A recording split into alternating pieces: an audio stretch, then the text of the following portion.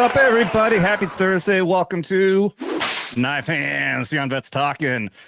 Guys, we got a special fucking guest over here.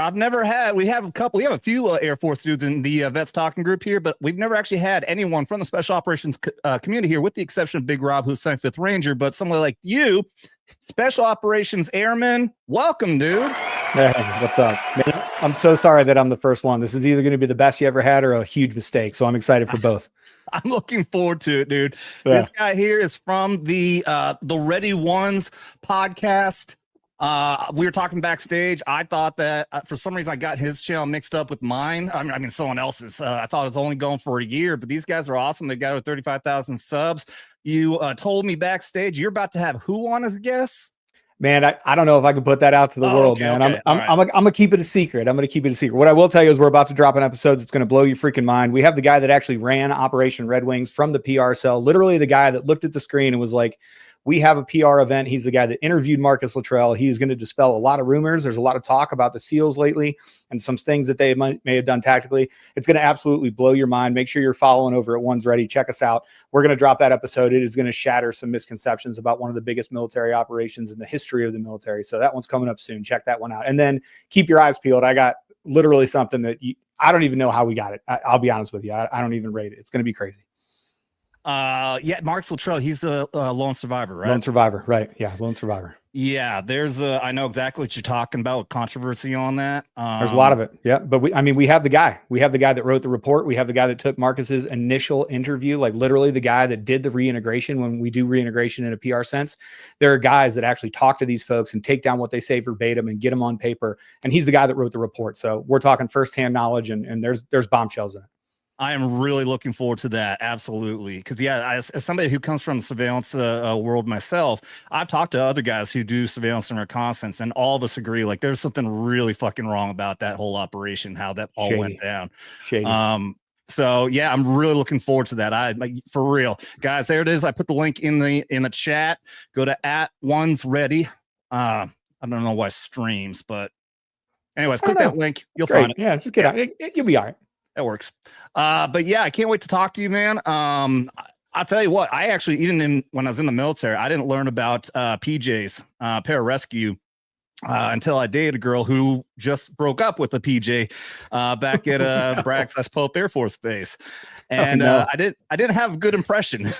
Yeah, she probably didn't either. And you know what? That's fair. You know, it takes all types, and we do have that. It's funny how different career fields get like kind of a name or whatever else.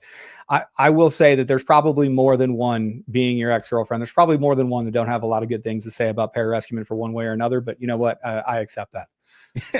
Man, it's the military in general, man. We know we're a bunch of assholes. We all drink and party and everything like that. I mean, being around Bragg, you hear so many stories. I mean, Jesus Christ. When I got to Bragg, it was in 2005 or 2004.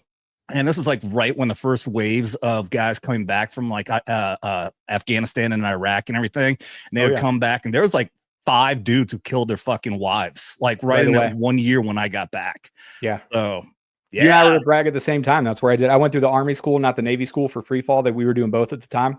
Mm-hmm. But I was on Bragg. I did the wind tunnel there, so we might have passed each other. You don't even know. Dude, no shit. Yeah, I got there. Yeah, I went into psychological operations. So I was at SWCC, the Special Warfare Training Center. Oh yeah, me too, brother.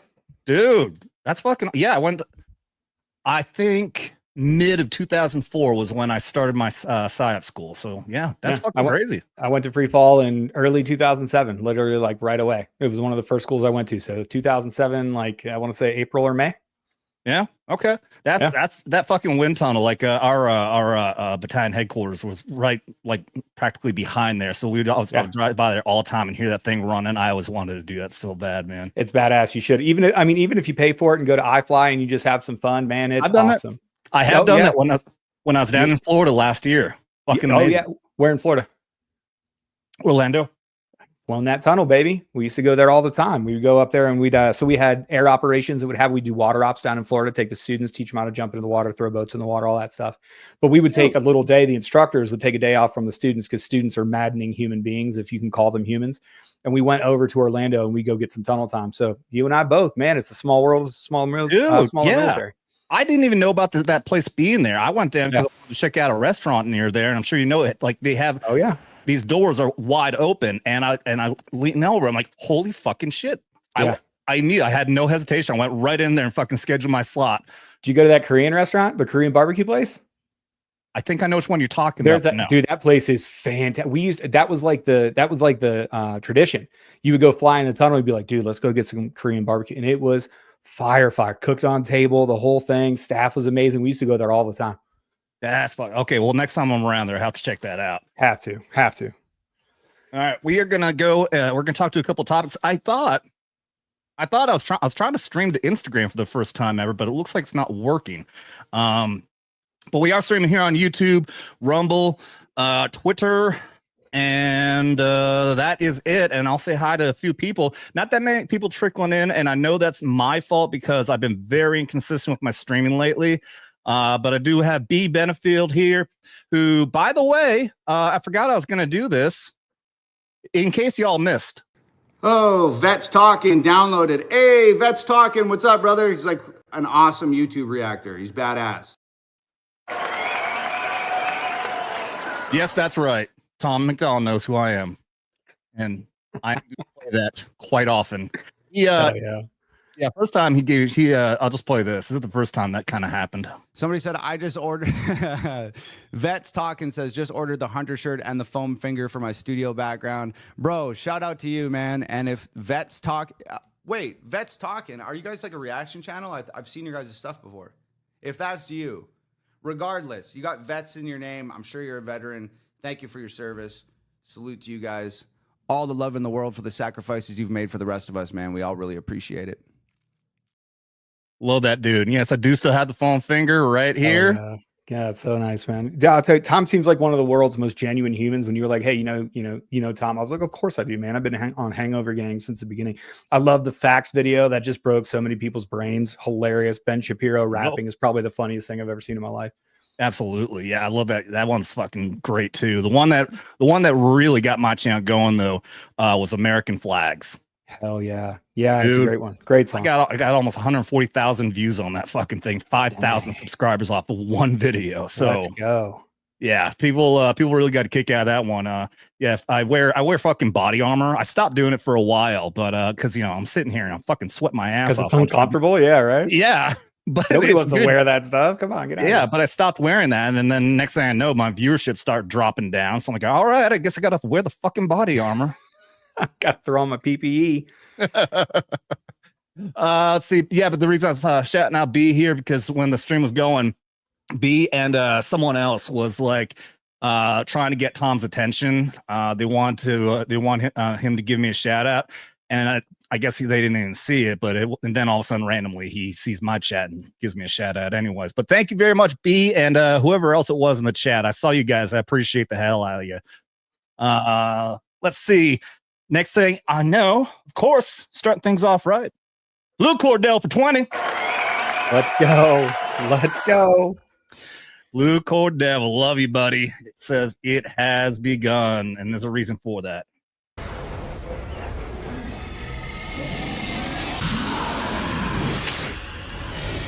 It has begun.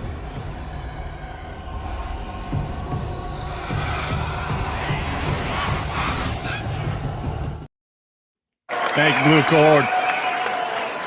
Hey, just Blue Cord, I appreciate you. Thanks so much for that super chat. That's really cool of you. I understand that you do this all the time to get my man drunk. I'm drinking non-alcoholic beer. Let me call it right now. I stopped drinking, so I don't drink anymore, but I am 100% taking it with you in spirit. Cheers. Thanks. Appreciate you saying that. I didn't want to tell anyone. I'm like, I'll let him say it if he wants to. No, I live this transparently, baby. I just had to lean. It was weird when I started, right? Because I'm not sober. I mean, I'm in Vegas. Weed is legal. I take gummies from time to time and whatever else. I try to keep it moderate. But, I just had to step away from drinking, and it felt weird in the beginning. I won't say I'm sober because I'm not. That's not, I don't want to take anything away from people that are doing the real work.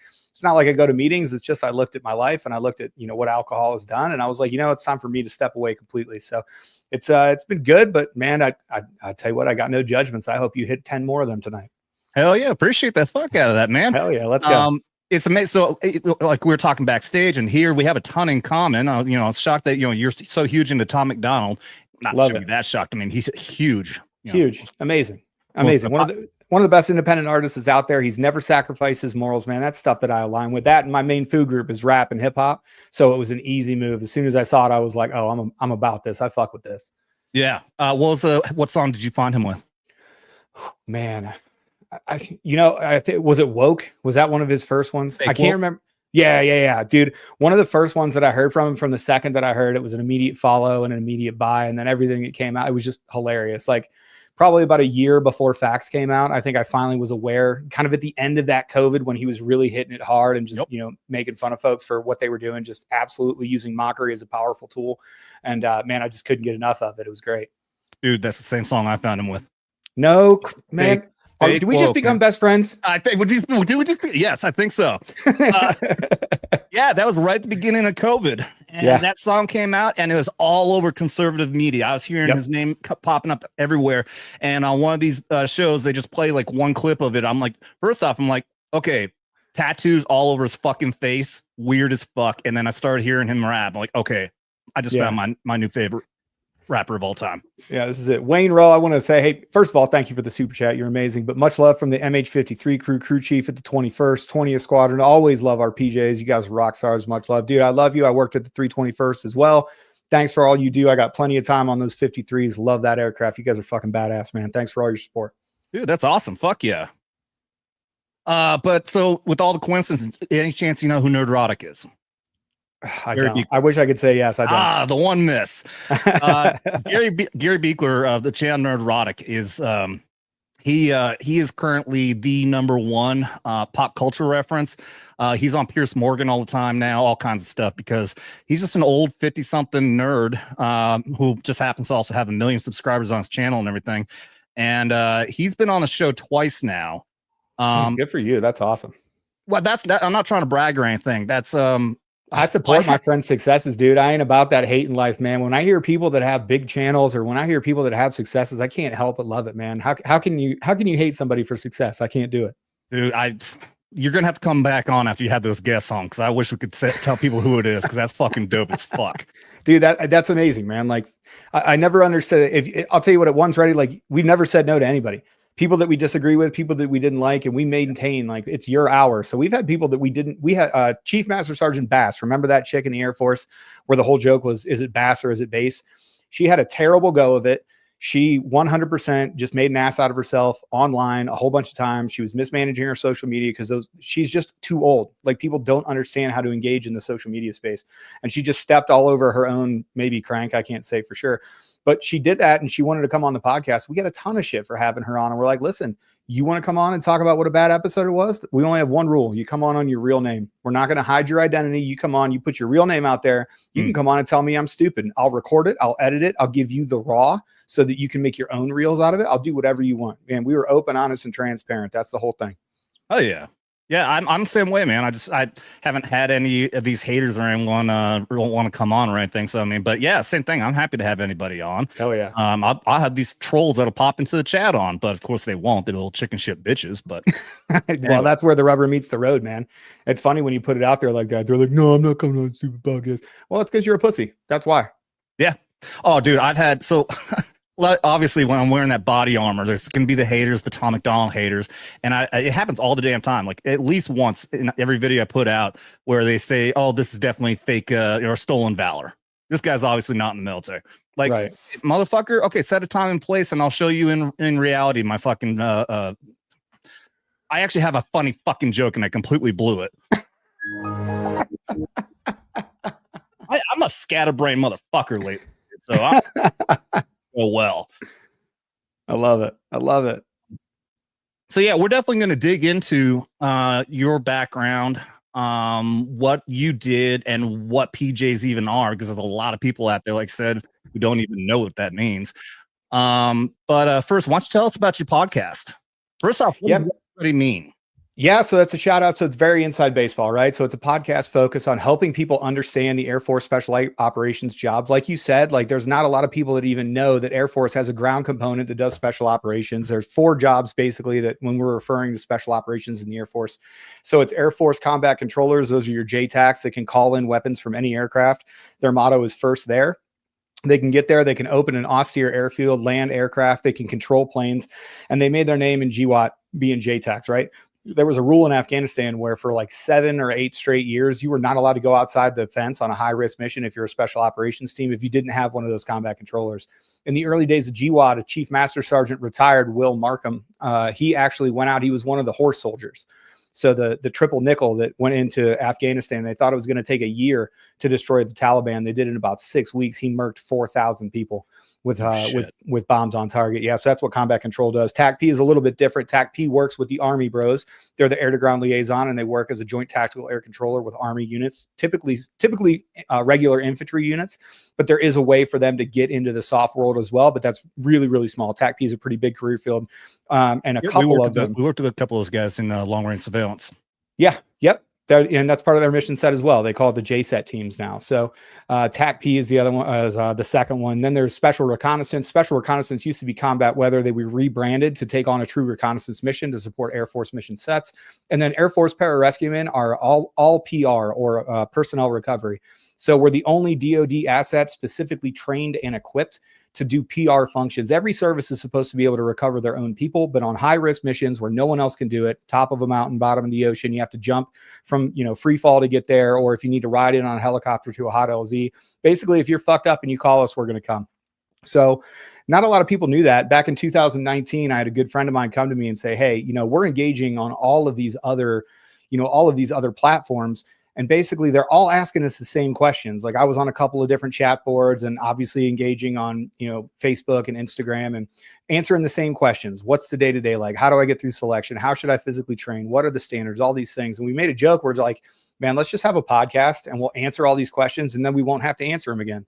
Spoiler alert, we answer all of the same questions 5 years later, but we've got about 6 million views across platforms, more than 2 million podcast downloads. We're closing in on episode 500, and we're basically there just to help you prepare. None of this stuff is secret. We treat the selection process like the NFL Combine. You know exactly what you're going to do at the NFL Combine. 40-yard dash, 225-pound bench press, sit and reach, jump, Wonderlic test, Indiana drill, agility drills. You go there to throw your A game. Treating selection like it's behind some curtain where you're not supposed to know the events. Well, how are you going to get the best possible candidates? What if you had a candidate that if they just knew they had to train for this specific event, they could be the world's best special operator? So we were like, no, listen, this is not what we do. We're not gatekeepers. We're going to start this thing off. We were all active duty, and that had a whole bunch of stuff wrapped into it and a whole bunch of resistance, institutional resistance to just 3 knuckleheads that got some mics and some cameras and decided to blow open the Air Force Special Operations pipeline. But it's called One's Ready because in the pool, and the pool is the huge, the pun intended, watershed event. Our selection, Special Warfare Assessment Selection, used to be called INDOC. It's heavily pool oriented. Every single day you're going to the pool and you're doing everything underwater. You do underwaters, you do mask and snorkel, you do ditch and don, you do treading, you do buddy breathing, you do all these events, and everybody quits in the pool. Nobody quits on dry land.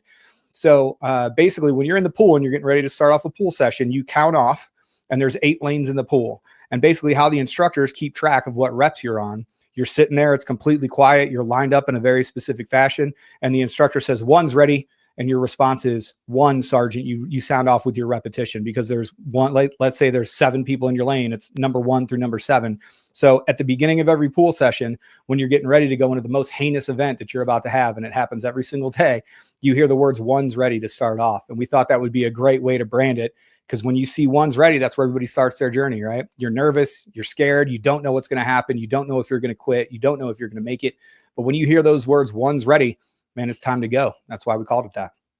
No shit. Yeah. So watching one of your guys' episodes, I only found you recently. Once I found you guys, I sent you guys the message and invited you guys on. An episode I watched was one of your other guys. There's two or three other guys. 3 total. More? Yep, 3 total. Okay. We handle it as a team. Yeah, we were trying to get everybody together at the same time. Scheduling didn't work out. We'll have everyone on at some point or another. And I love the fact that each one of you has a different specialty. You're the PJ. You have one's a CCT. You have one who's a special reconnaissance. And I guess there's one that has an overlay. That's the 3. No, that's the 3 of us. Yeah. So it's special reconnaissance, combat control, and pararescue. We can never find a TACP guy. Every time we look and we try to bring a TACP guy on, we've literally been trying for years to be like, hey, it'd really round it out if we had a TACP guy on, but we could never make it happen. And then we just started running. So here we are. I've got a guy in my group goes by the name Horny Al because he keeps his identity secret, but he's Tech P. Nice. Well, tell him if he wants to come. Hey, come join on. We'll do a quick selection process. We'll see if you're right for the podcast. Get a camera. Oh yeah, well, yeah, that's the thing. It's still trying to stay anonymous, though. I don't. So I'll ask him. Okay. But yeah, Horny Alf. He actually just retired too. Oh, good for him. Yeah.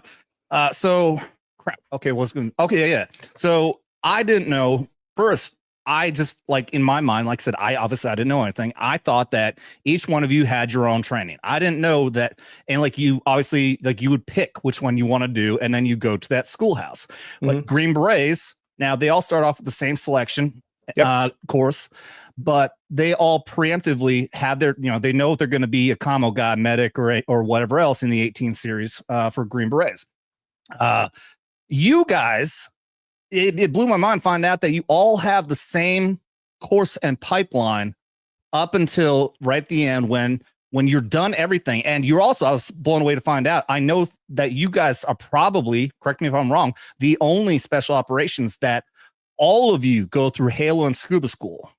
Yeah, so that's true for combat control, special reconnaissance, and PJ. The TAC-Ps don't go through that.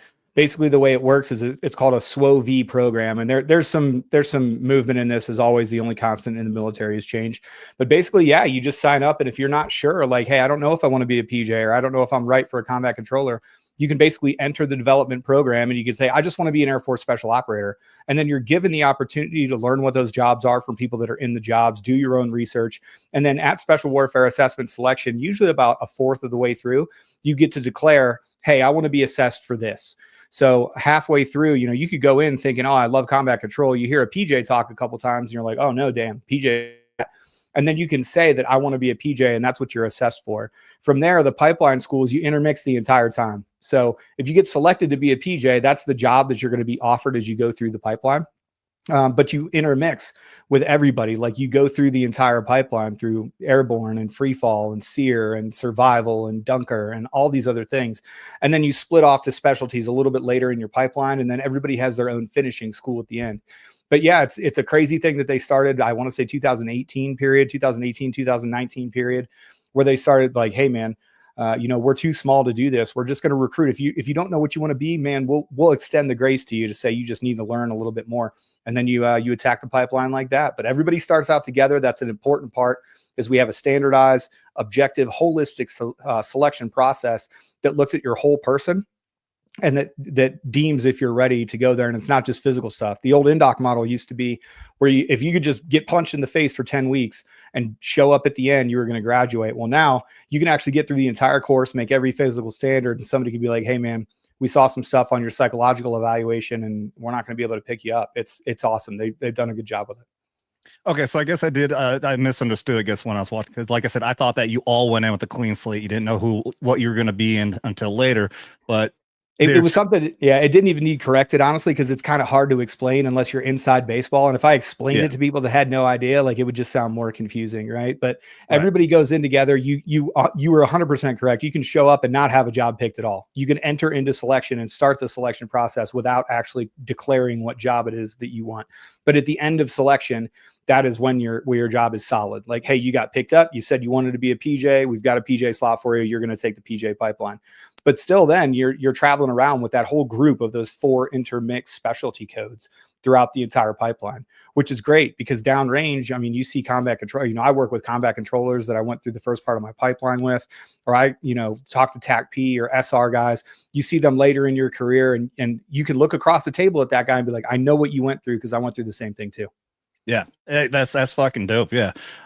It's amazing. I love how often people will want to rip just because you guys are Air Force. And I'm sure you hear it all the damn time that, but I think the first time that I really learned about y'all's was when you guys still had your combat weathermen. Yeah. And I know why. Cause I was dating a girl who was not at that level. She was like at basic level weatherman. Mm-hmm. And she told me about that there's different levels to it. And I'm like, wait, this is special operations weathermen? And that blew my fucking mind. Yeah, those are the real dorks. You can make fun of them weather boys all you want. But I thought when I looked into it and I started watching the videos and they're all kitted out. got all the dope weapons and everything, and they're putting out fucking weather balloons. I'm like, oh yeah, I know forecasting. It sounds stupid, but I'm like, I still think that's fucking cool as shit. These guys do all this just to go out. Like, those guys were. Make fun of them all you want. Those dudes were getting it the fuck on. They would attach those guys to Green Beret teams, and they'd be like, "Hey, you're going to forecast." And like when the special operations weather teams, it was called SAUT back in the day. But they would look at these guys and be like, "Wait a second, you got tactical training?" They go through the exact same training as the combat controllers do. Yeah. When they go through the combat control schoolhouse. That's where they graduate. They just very recently got their own schoolhouse to where they're going to produce their own people. But all those special operations weathermen from early GWAT days, they would just like show up to STTS, get additional qualifications and certifications, and then they would go out and they'd be like, hold on, you have all this additional tactical training and you're an extra gun and I can put you on the truck. Come on, you're coming with us. And it was just this crazy thing that they did. There was no selection process for it. There was really there were no rules for what they could or couldn't do because they worked in a gray area, which is, I like to say they work in a gray area. They have a gray beret. That's probably where they got the beret color, is because they're constantly the gray man in the gray area, and they're highly useful.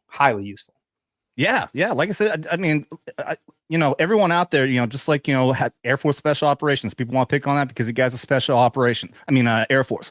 The idea of being a weatherman and being a special operator going out to fucking extremely dangerous areas, it could sound stupid because he's a fucking weatherman. I'm fascinated by it. I'm like, I can't believe somebody wants to join the Air Force to do weather in the middle of fucking Iraq pre-invasion. Oh yeah. Like, that's insane to me. Yeah. Well, and it's fun. I say this all the time, like the inter-service rivalry thing, and people making fun of us for Chair Force. That's cool. Well, the only time that people like let that little facade slip is when they're hurt, lost, injured, and scared for their life, because they only call for two people. They call for their mama and they call for a PJ. The very first ever recorded earning of the Medal of Honor was one of you guys, right? William Pittsburgh. I don't know if that was the very first one that was ever on. I think that was the first one that we got. Vietnam for us was crazy. We had multiple medals of honor. We were the most decorated career field in the Air Force Special Warfare history. Those guys did amazing things. I mean, there's stories that you wouldn't believe. Like a guy got a Silver Star. I believe it was Charles King. He was on an aircraft that was getting shot down. It was no longer able to fly. They were trying to limp it back home. It wasn't going to work. He put parachutes on crew members, literally threw them out. The aircraft blew up with him in it. He jumped out with his arm wrapped around a parachute, deployed it, and lived. He was 19 years old. I misspoke. I believe that was Arthur Black.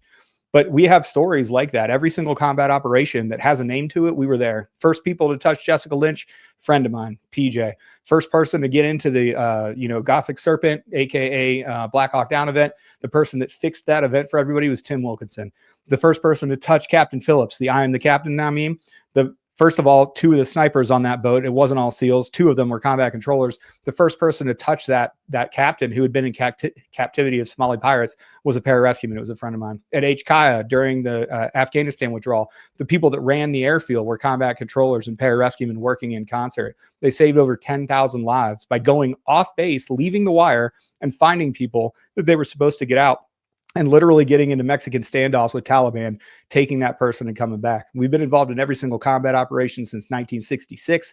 You just don't know it. That famous picture of Saddam Hussein when they found him in the spider hole, there's two pair of boots on the right side of that picture. Those two pair of boots belong to two pararescuemen. 24th, right? Oh, yeah. Yeah. That's one thing I know nobody knows about that either. You have to call it the AFSOC GSU, though. You can't use those numbers. It's verboten. What is it?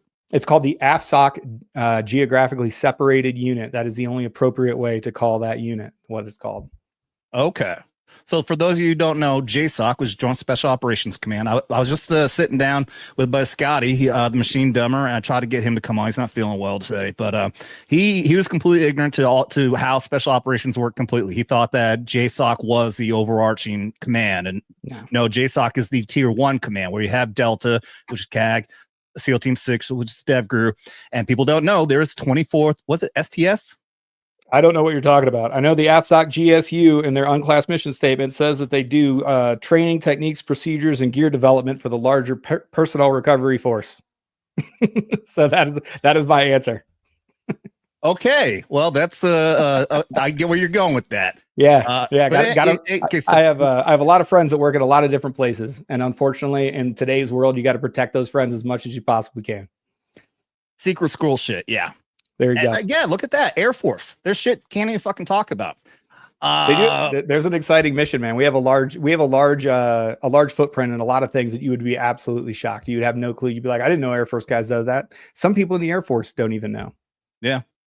Like I said, the only reason I even know about this because when I started going through that rabbit hole, I was fascinated. I started doing a lot of research and started watching a lot of fucking videos. So that's the only reason I have any concept of what the fuck any of this is.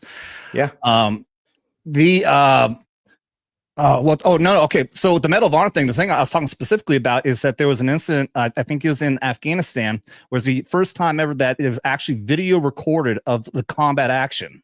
Yeah, John Chapman, he actually earned 2 Medals of Honor during that one. So Master Sergeant John Chapman, we all called him Chappie.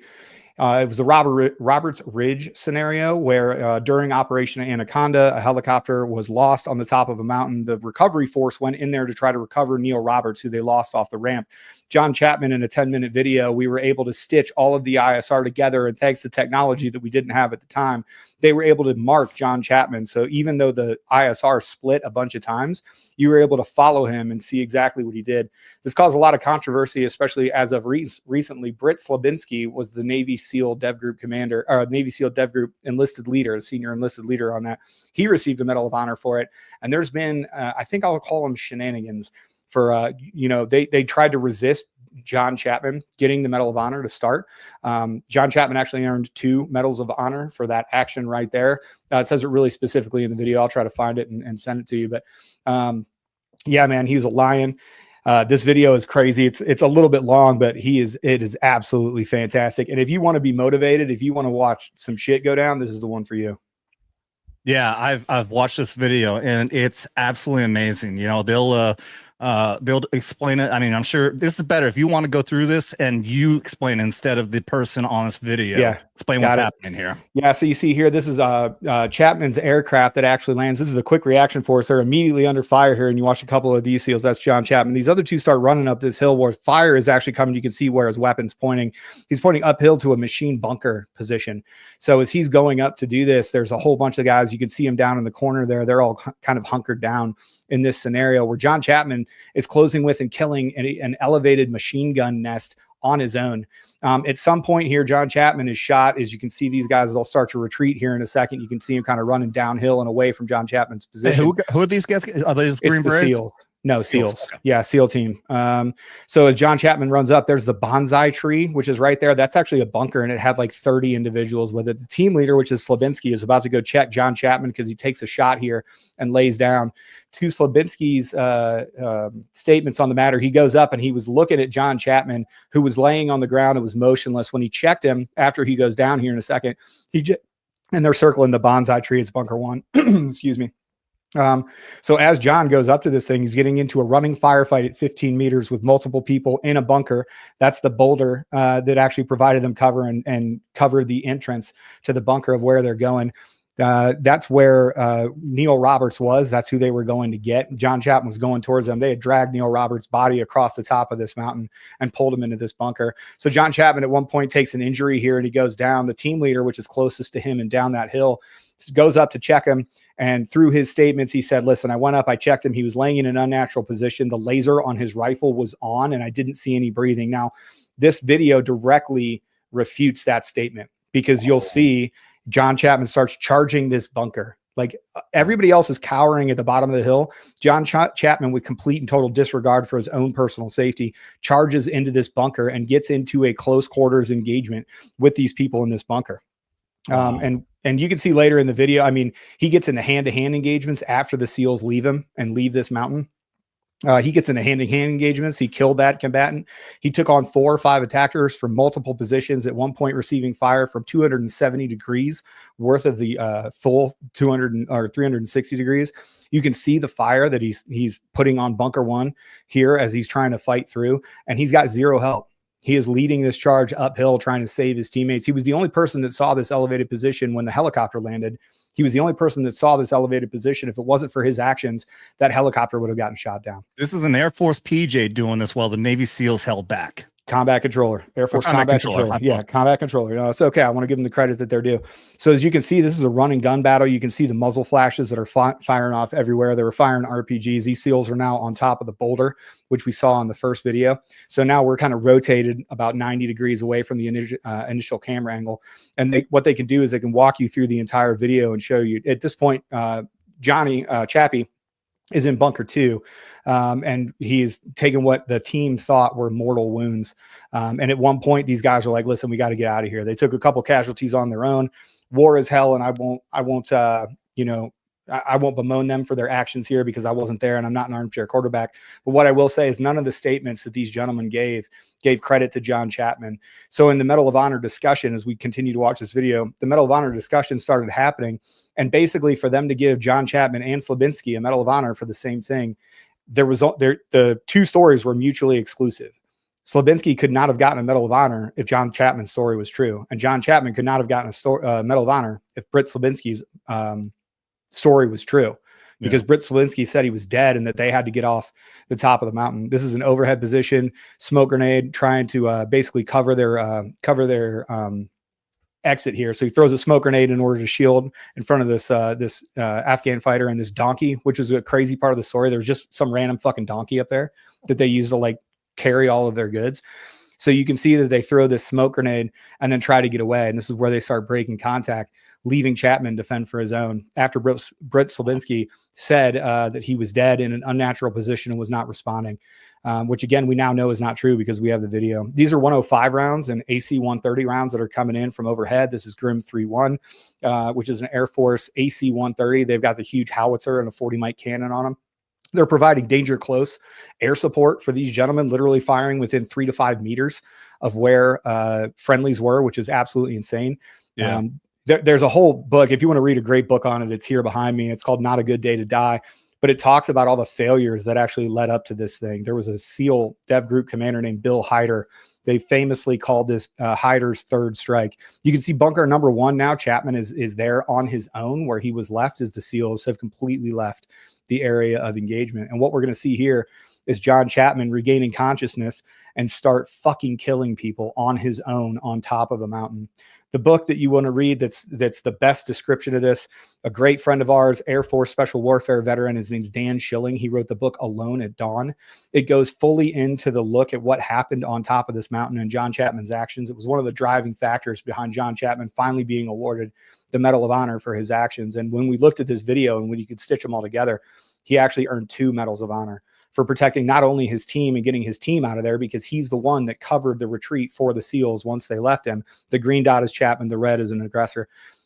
He is one of the people that covered basically their retreat down the mountain. He's the only reason why the SEALs could actually run away. And here's one of those engagements that I'm talking about. We're talking 15 meters, closing with and killing the enemy. This is a hand-to-hand engagement on the top of a mountain alone. John Chapman fighting for his life and winning, at least Air Force combat controller. Combat controller, CCT first there. But I mean, this was hell on earth, and there's been a lot of stuff. And then recently it really blew up. If you want to go over to Valhalla VFT, good friend of mine, Nate Cornacchia, he's a former Green Beret. He's part of the War Room with us, which is our other podcast. He's done a ton of videos on this. Anna Paulina Luna is actually engaged. Rep Anna Paulina Luna, who's an Air Force veteran herself and connected to the Air Force Special Warfare community. She's done a ton of work. The Medal of Honor Museum basically gave Slabinski this huge, like, glowing little place in the museum, right? And everybody's like, oh, that's kind of weird. Well, do you know who one of the board members of the Medal of Honor Museum is? Who's that? Britt Slabinski. You know who funds the most of the Medal of Honor shit for the Medal of Honor Museum? The Navy SEAL Foundation. They have actively tried over years to suppress the actions of Chappie because it would basically, everybody would know that they're a liar, that they lied during this event. That's amazing that they're getting away with that. Well, they're not, because we're bringing a lot of light to it. It's crazy. Go to Valhalla VFT, check out his YouTube channel. It's on there, but you can see John from here. He's dying. He is shot. He is injured multiple times. He's already lost consciousness. He has 2 wounds that should have killed him and didn't. And basically right now he is shooting and actively engaging with primary and secondary weapon systems. So not only his rifle, but his pistol. That is a danger close round and impacted. We did not know that John Chapman was on the ground when this was happening. So the AC-130 was still fighting. This is the helicopter that he is protecting. That's why he's up on the hill. This is Nathan Self. And Air Force Pararescueman Jason Cunningham is on that helicopter as well, along with Pararescueman Kerry Miller. They were part of the QRF. If it wasn't for the actions of John Chapman during this period right here, he killed a guy with an RPG that was going to shoot that helicopter down. If it wasn't for that, everybody on that helicopter would have been lost. That's a second Medal of Honor. Yeah. Wow. I get chills just thinking about it. Like, you know, there are a couple names in Air Force Special Warfare history that are archetypes for people that you want to be like. Number one is William Pitzenbarger, awarded the Medal of Honor for saving an entire infantry platoon that was pinned down by a battalion of Viet Cong in 1966. Pitzenbarger 10 times waved off the helicopter. He refused to leave the site because he wanted the injured to get out first. They had to leave him at night. That's Alone at Dawn, Dan Schilling, great book. But Pitzenbarger, he is what it means to be a pararescueman. Pitzenbarger was some 19-year-old kid from Piqua, Ohio, that you know, he basically was taken from the helicopter through triple canopy to help these people out that were pinned down by a battalion of Viet Cong forces in the middle of a valley. I believe Da Nang Valley. Might be wrong. Don't fact check me. Somebody fact check me. Find out the valley that happened. Clip that shit. So, but yeah, so Pitzenbarger 10 times waved him off. And the last time they were like, Pitts, listen, man, if you don't come up to the helicopter, we're going to have to leave you overnight. He was like, fuck it, that others may live. I'm going to stay here with these gentlemen. They found Pitts the next morning. Pitts had been walking around at night, and he only got the Medal of Honor. And this was late in the 2000s. He only was awarded the Medal of Honor after 20 years of fighting from the guys that he saved on the ground. There was a movie that was made about it called The Last Full Measure that looked into Pitts and the fight for the Medal of Honor to get Pitts. They found him in the morning with his med bag and his rifle, and he was physically covering the soldier that he was treating that lived, by the way. He shielded him with his body until he died treating him, and that guy lived. Wow. Pitzenbarger is who I wanted to be as a pararescueman. John Chapman, Chappie, is who combat controllers want to be. The guy was an absolute savage. He was a lion. We all miss him. Chappie's mom used to send us flowers. She used to send us cookies when we were deployed. Like when you would deploy as a special operations guy, like John Chapman would write you a note and tell you to be safe and tell you to be dangerous, and she would make you cookies. That's who that guy was. Amazing. I know. It's absolutely insane. The story's crazy, but people don't even know that we do that. People are like, oh, you guys like shoot, move, and communicate and stuff. And I show them that video and they're like, what the literal fuck are you guys doing? You're supposed to be in the Air Force, homie. Yeah, exactly. And that leads me to a big question that I know I wanted to ask you. There's a kid that I was started talking to me at the gym because I got an airborne tattoo on. So he just graduated high school. He wants to go into the military. He didn't know what he wants to do, and then I told him everything that I knew. And one day he comes in, he goes, "I think I decided what I want to do. I want to go be an Air Force Special Reconnaissance." I'm like, "That's fucking dope." I know I've looked into those guys. They're fucking dope. But I told him, I gave him a caveat though. I said, hey, you got to be aware of something though. If you're going into that for the glory, like, cause you're special operations, you're not going to get that much respect. You're not going to get the respect like a Green Beret or Navy SEAL does. People just there ain't no books. See you as Air Force. Oh yeah. There ain't no books. We don't, and you know, it's one of the reasons why we started the One's Ready podcast, right? It's the difference between being a silent professional and being a quiet professional. Being a quiet professional is a good thing. Not aggrandizing yourself, not using the beret to monetize yourself, not writing books, not trying to be an internet personality. I get it. Being a quiet professional is a good thing. What we've done is we've become silent professionals where we won't talk about it. We won't promote ourselves. We're the smallest special operation branch. There's only about 200 active duty PJs. There's about 200 more in the active duty Guard and Reserve. But that's it. Is that small? Dude, there's 5,000 SEALs. There's 5,000 Green Berets. There's how many thousands of Rangers? You know what I mean? And everybody knows what they do. Nobody knows what they do because we've confused being a silent professional with a quiet professional. And we just decided in 2019, we're like, listen, I don't know what fight's coming next, but unless we start preparing these young men and women to get into these career fields and get ready to go into the fight of their life, just like we did after September 11, 2001. September 10th, 2001, I could not have told you that, 3 weeks later, we'd have combat controllers on horseback killing 4,000 people in Afghanistan at Bagram Airfield. But that's what happened. And unless we start preparing now, there's no way that we're going to be able to meet that challenge. So we can't be silent professionals. We can still be quiet professionals, but we need to get the word out there and let people know. Because as I'm sure you're well aware, only 23% of males and females right now even qualify for military service in the United States. So when you take that 23% pool, man, all of us are fighting for the same folks. SEALs, Green Berets, Rangers, MARSOC, PSYOP, everybody is fighting for the same ever shrinking pool of people that even qualify for this, let alone can pass the highest attrition rate in the DoD. Navy SEALs have an attrition rate of about 50%. Green Berets, it's about a coin flip. Rangers, a little bit higher than that. Air Force Special Operations has an attrition rate of 91%, meaning 9 out of 10 people will fail. I started with 187 airmen in my NDOT class. 13 of us put berets on, and now 4 of those guys are dead. Wow. It just is what it is. I've got so many damn questions right now, but I got to go hit up these super chats. But I want to ask this real quick. Do you recall reading a book about Operation Anaconda where they talk about PSYOP leaflets flying through the air? Yeah, 100%. Which book was that? Sean Naylor mentions it in his book. That might have been in Jawbreaker, though, because Jawbreaker looked at the CIA and OGA's involvement in Anaconda and the early days of Afghanistan. So I get confused about the passages out of there. I actually just reread Not a Good Day to Die pretty recently. They mentioned PSYOP drop leaflets, but I don't think it was like a big focus. I think they just mentioned it as some of the stuff the Air Force was doing. I don't mean the leaflet drops. I mean specifically there's a PSYOP soldier who was filled with special forces, and his rucksack got shot open, and is full of leaflets or handbills. Yeah. That was, I believe that was Jawbreaker. There was a long section in Not a Good Day to Die where they talked about Hell's half pipe. So on Takargar, there was just this half pipe that provided them, protection from direct weapons. And it was really hard for them to gauge the indirect weapons to put them in there. And everybody's ruck got shut up. They had to leave them in essentially the fire zone, the free fire zone there. I can't remember if specifically it was a PSYOP guy that had it blown open, but it's either Jawbreaker, which is another great book, or Not a Good Day to Die. That was a buddy of mine. No shit. Mike Dickinson. Yep. What a fucking nightmare. A nightmare. Yeah. I met him. We got assigned together, 9th Tactical PSYOP Battalion, around same time period. We deployed together in 06. He told me that story. He was out there, infield with the Green Berets. He got his rucksack shot open, and that was his rucksack. And so I mean, I can point out an example right there. Like, people don't understand what PSYOP does. I mean, don't get me wrong, we do some pretty fucking weak ass shit. I got stuck behind a desk on my second deployment. Hearts and minds, baby. Make those schools get those wells going. But we got guys like Mike, who was a real badass. He trained with Green Berets, and he deployed with them. He did obviously he didn't have to get called up to do much tactical shit unless he had to defend himself. But very sadly, he got it on that deployment in 2006. Damn. He was on his last mission. Damn, and he got hit by a sniper in Fallujah.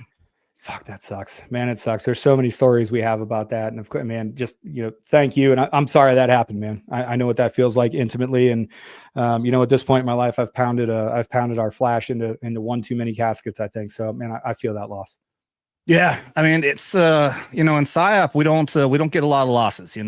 Our job is to be out there for the tactical guys, hand out the pamphlets, talk to people, get some eyes and ears of what's going on the ground, do some speaker operations. But other than that, they're not meant to be out there on the front lines. I mean, when you got, there's a raid going on, we're supposed to stay in the back and be blaring speakers and all that. So, yeah, when you're out on your last mission though, and you're just waiting to go home, and he got taken out by a sniper. And we actually lost 2 guys as snipers on that operation.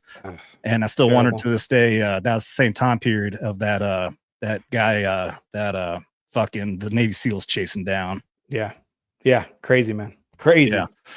But let's lighten it up a little bit here. Like I said, I got a million other fucking questions. Let's get here to Blue Cordell for another 20.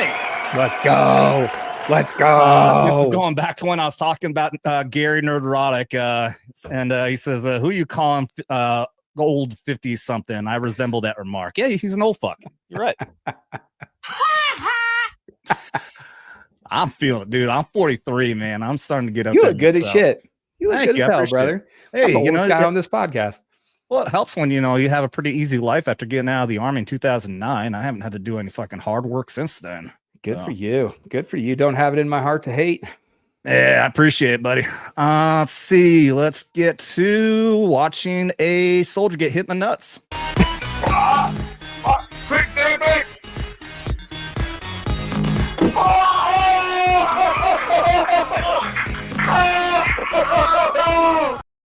Yeah, I got videos for all this shit, man. Cheers. Thank you, Blue Cord. Blue Cord, you're the man. Man, I'll tell you what, there is nothing more dangerous than a bunch of Joes with time on their hands. That shit is going to go south so fast. So fast. That's why I got so many videos like that. You go to airborne school, you're standing on those wires, you're just throwing rocks at helmets, baby. That's it. You're just trying dumb shit. I've actually got a video saved of a whole documentary on airborne school, which airborne school is fucking weak. It's just, you really just got to get through the mentality of it than anything else. It's not a physically demanding school. Yeah, we used to call that Air Force Appreciation School. When we would send guys there, we'd be like, where are you going next? They'd be like, airborne. Because sometimes the pipeline is out of order. Like it depends on class seats and a whole bunch of other stupid shit I don't want to have to get into. But you'll just be like, hey, so you're getting ready to go to Air Force or Air Force Appreciation School, huh?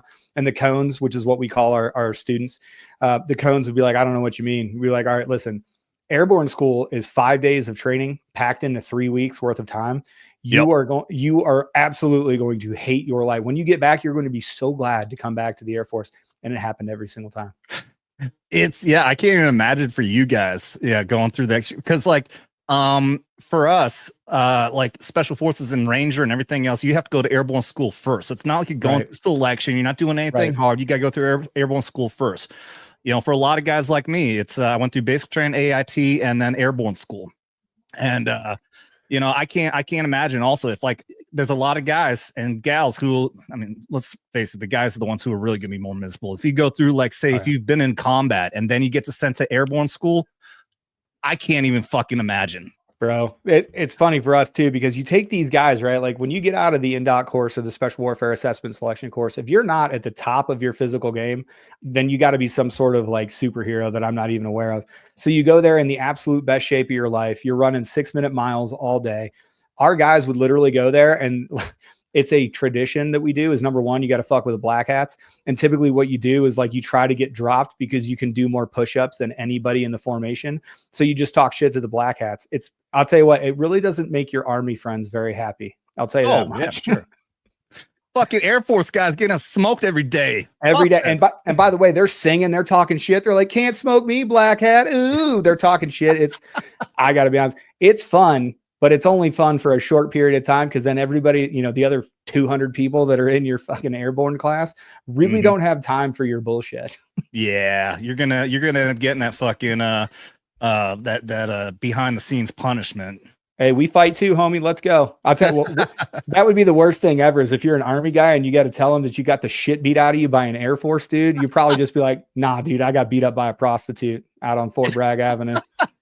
Beautiful Columbus, Georgia. You know what I mean? I went to Scruffy Murphy's, and I got the shit beat out of me. Oh, by who? And in your head, you're like, well, I don't want to admit it's an Air Force guy. All right. It was this midget. It was this midget stripper. And we had a disagreement over some stuff, and she beat the shit out of me. That's probably what you're going to have to do. That's fucking awesome. Yeah. I'll bet you guys must do some pretty good hand-to-hand combat too.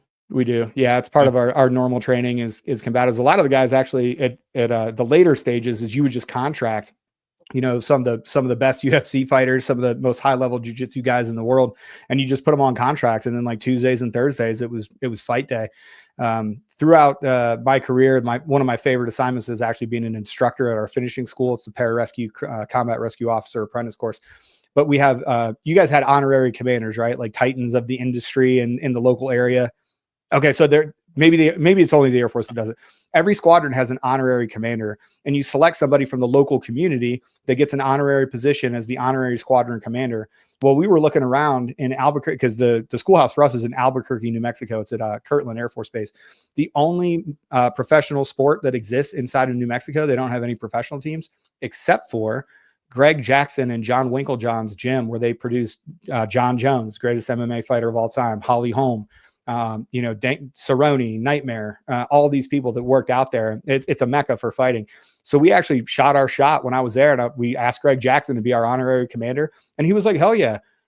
Greg Jackson and I are personal friends. He is a legend in the MMA community, and he would show up 2 days a week and we would teach combatives to these students. And I'm like, hey guys, this is John Jones's coach. So you should listen. So it's pretty good. That's fucking awesome. It's badass, man. I love that guy. Great human. when I was coming to the end of my career in 2008, USASOC started integrating MMA style combatives for all the elements. So even being PSYOP, we were doing these courses. Man, I fucking love that shit.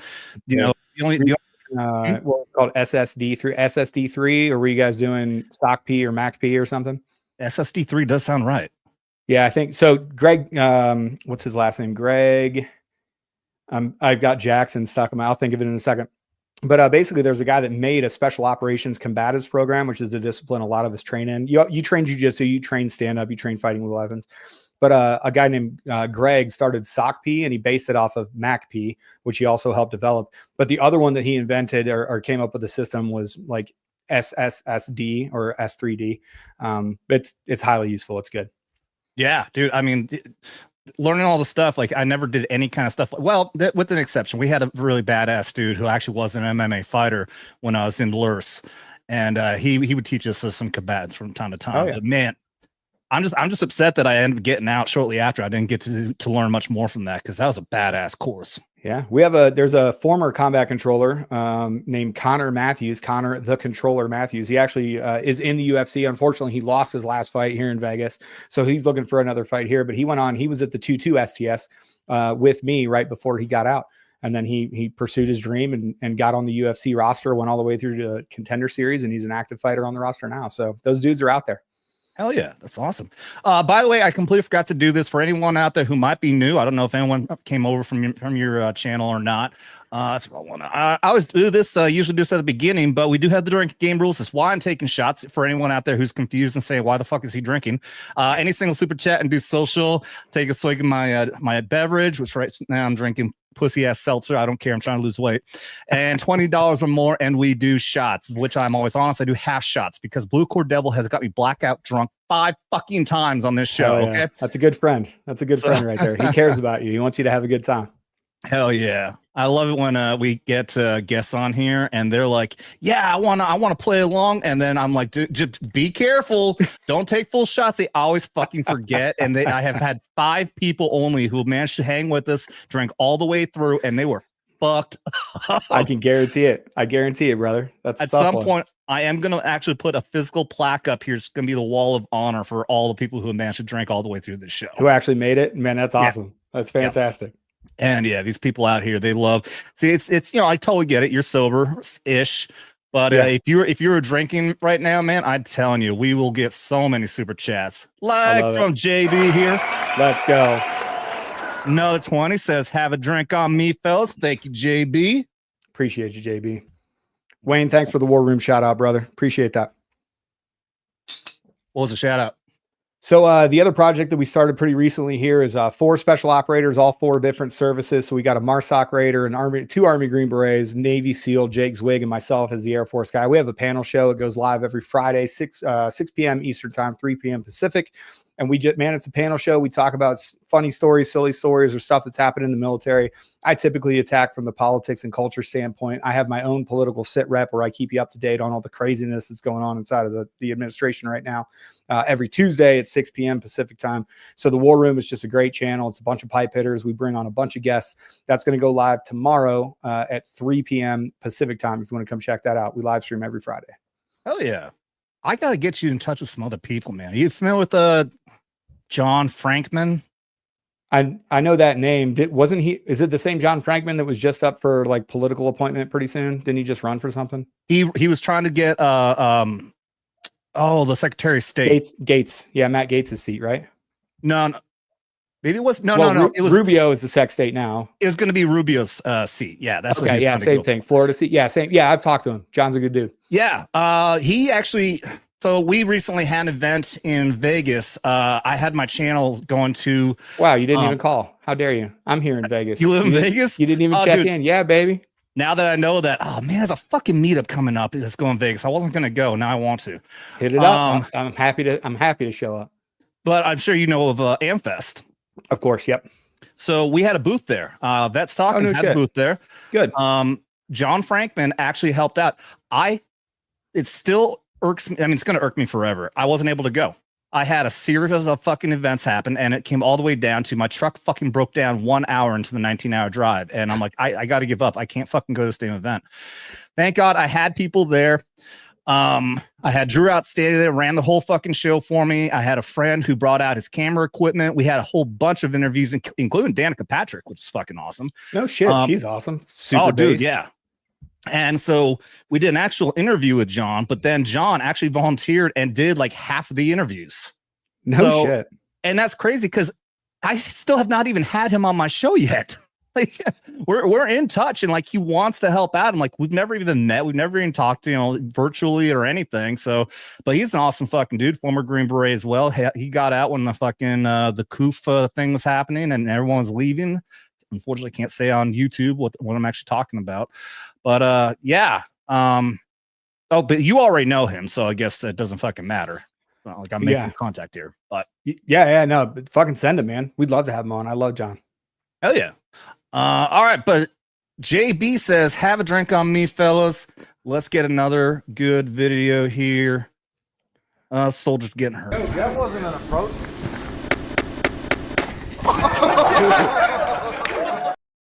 You said it right, man. You put shows together, nothing else to do. Oh my God. Stupid shit's gonna happen. Oh my goodness. The craziest. How long do we got you for? You said about an hour and a half, right? We're good. We can play it by ear. So I have a beautiful 1-year-old son. Bath time is right about 7 o'clock my time. So I'm just going to make sure that I'm doing the right thing as a husband and a man and a father and making sure that I'm not taking time away from his bath time. But we're good. I'll let you know if I got to bounce. You mean there's actually men out there who actually take care of their children? There's one of them. It's me. I love that little man. I got a 19-year-old and a 17-year-old, and I started all over. It took 2 surgeries to get this young man that's living here in this house. It took a vasectomy reversal for me and an emergency C-section for my beautiful wife. But we have a beautiful son. We're pregnant with our second one. I'm all about it. Being a dad is the only thing I care about.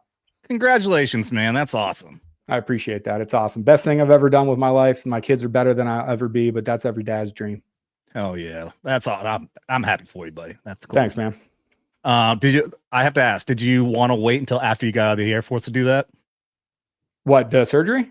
No, just starting a family. Man, it's, you know, adult relationships are hard, right? Like I always wanted more kids, but my ex and I didn't align on that. So we had a girl and then we had a boy and she was like, hey, I want to be done. And at the time I was like, okay, cool. Yeah, this thing's going to, you know, classic planning mistake here. I was like, yeah, this thing's going to happen forever and we're all good and everything's fine. And I'll go ahead and get a vasectomy. And, you know, unfortunately my ex and I couldn't make it work because she's a great human and I'm a piece of shit. And that's exactly what happened.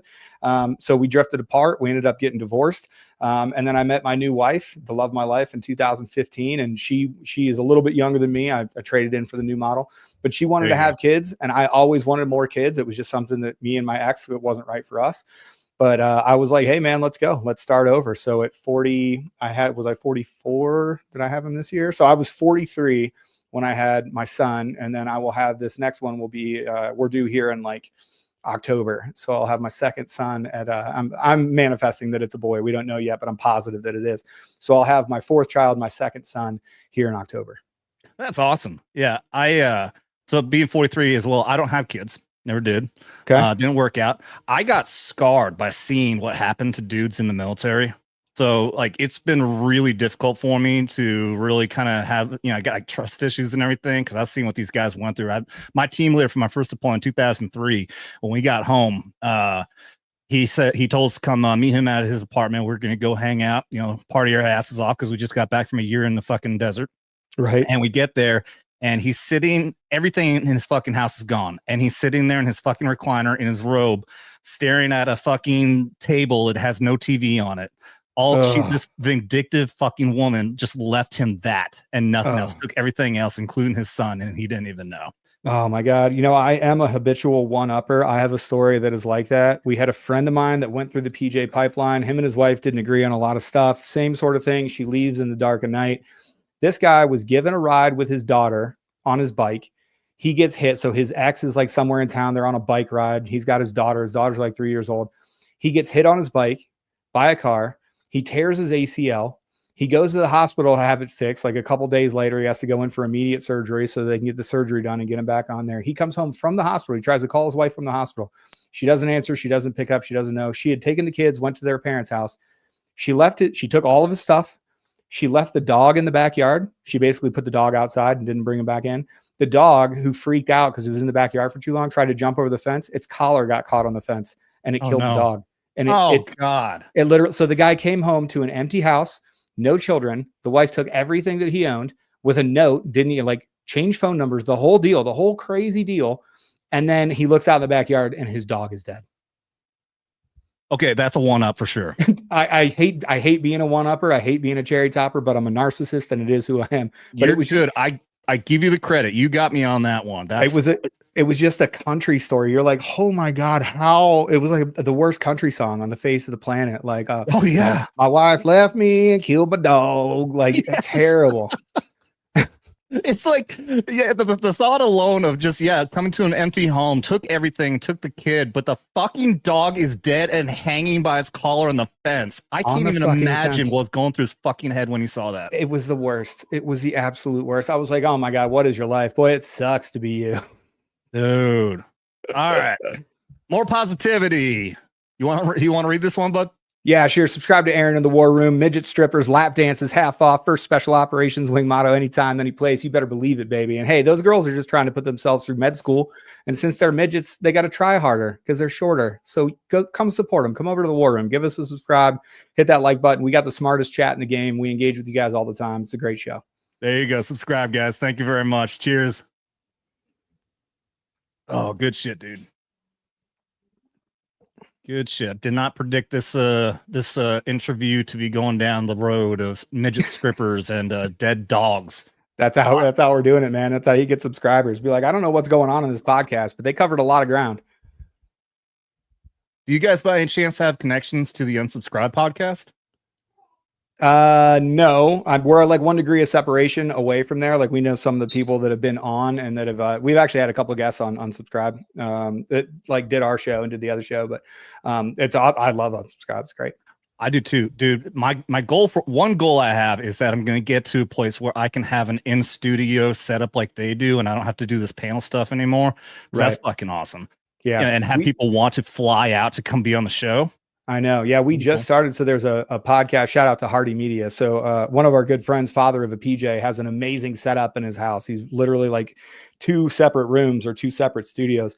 We just started recording there in person, and it's awesome. We're actually having our second live recording. The first one was with the guy from Operation Red Wings that I talked about earlier, but we're having a guy that was a former Navy SEAL.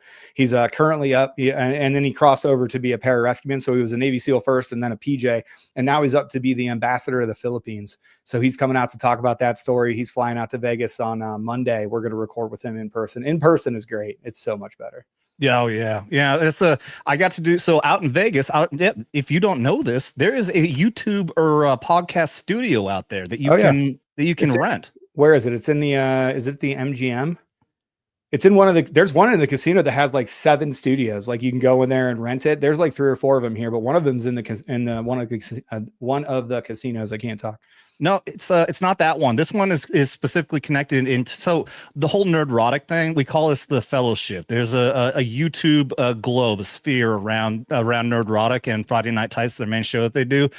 So I'm loosely connected in there, but these guys they run what's called the Salty Nerd Podcast, which I was just on recently, and I can't remember the name of their studio, but really awesome fucking dudes. I guarantee that I'll bet you anything they would either give you a discount or might even let you do a show for free if I put you in contact with them, because every time we do our Vegas meetups out there, anyone who's connected in this YouTube sphere, we get to go down there and they will let anyone who wants to do a show out there as long as we give them a shout out.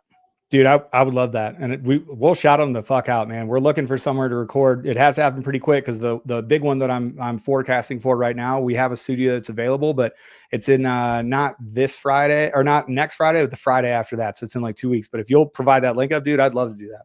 I will. Yeah. Remind me about that. I will have to definitely put you guys in contact. That'd be fucking, man, this is more and more like, I really want to go to Vegas for this meetup now. I don't know if I can fucking afford it. When I was down in Florida, the only reason I was only going to be down there for a couple of weeks, but my fucking truck broke down on me. Imagine that. It broke down again. And I had to spend $2,000 and wait 2 weeks. So I'm fucking broke right now. No, but being an adult is so fun. Thankfully, I'm getting some more funds in here. Blue Cordell dropping another 20. Appreciate the fuck out of that. We held a whole fundraiser down there, and they managed to get a lot of money out to me. That's the only reason why I was able to supplement at least the $2,000 and help out. Blue Cord says, make the plaque name I Survived Blue Cord Devil. Absolutely, dude. I think I would have to do that. I love it. I think I will have to. Hey, you want to see an officer get a concussion? Absolutely, I do. I hate officers.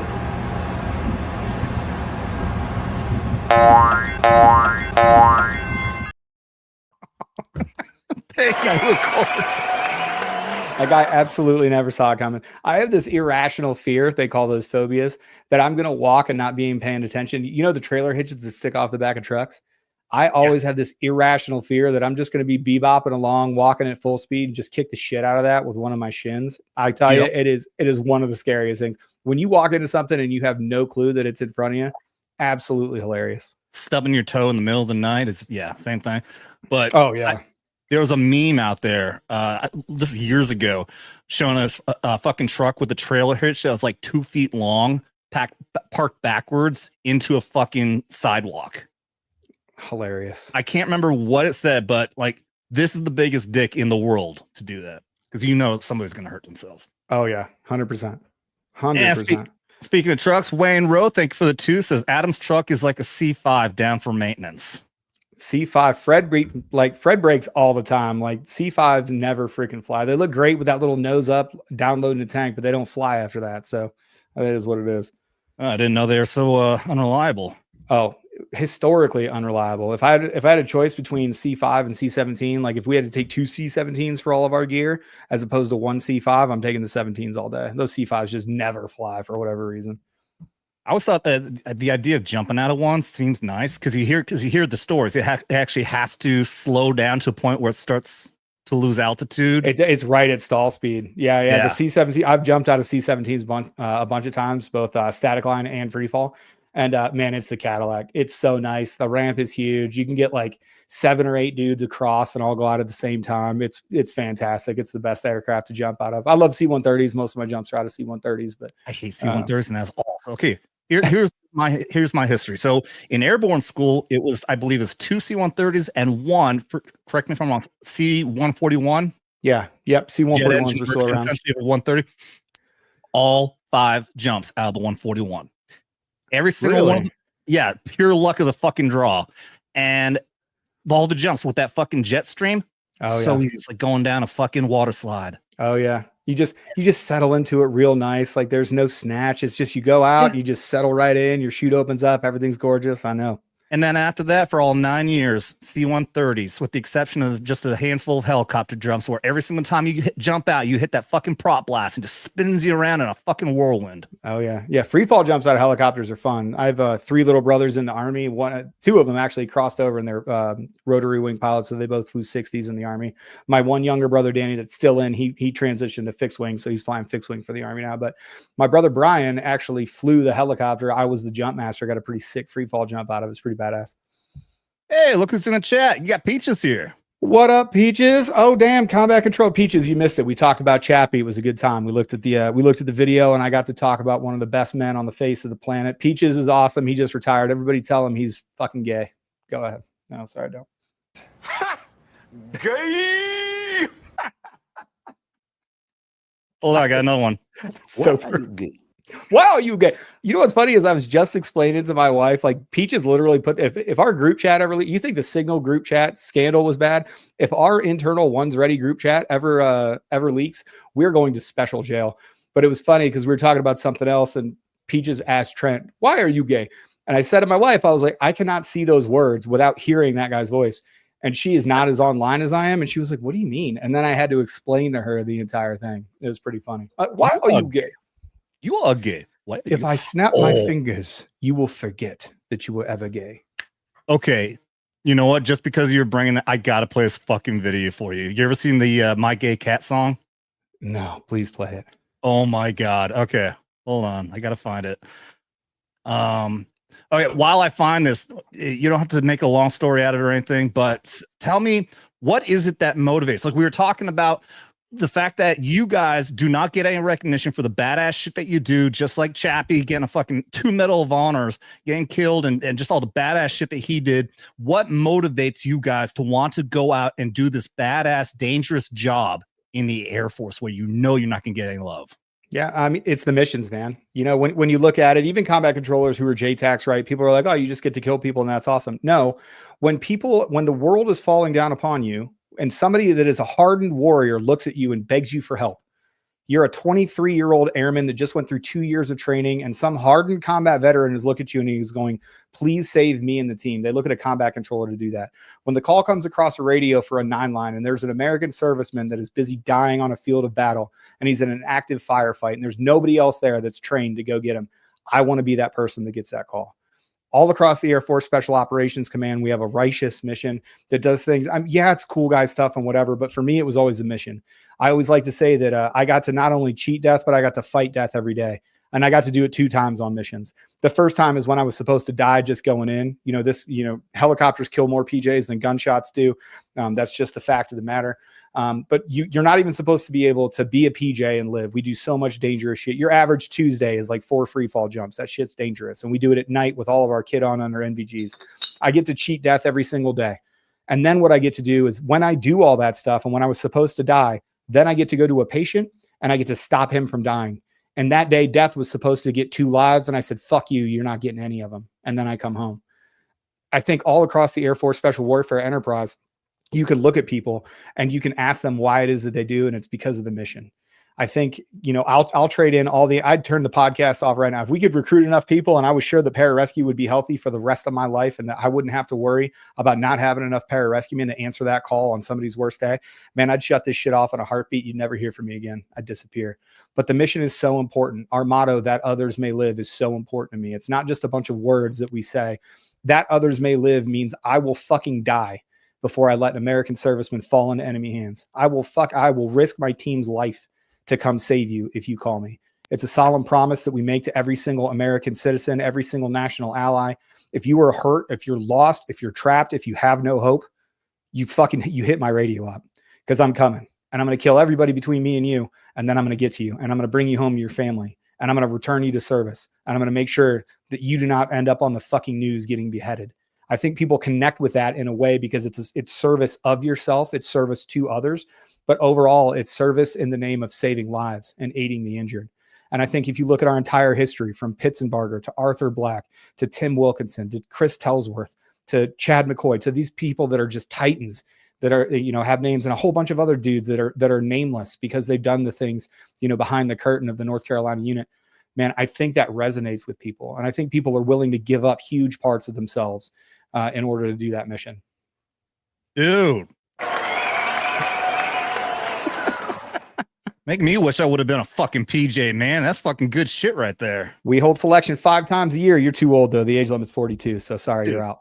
I can barely fucking walk, let alone try to run or carry a fucking rucksack anymore. I'm so fucked up.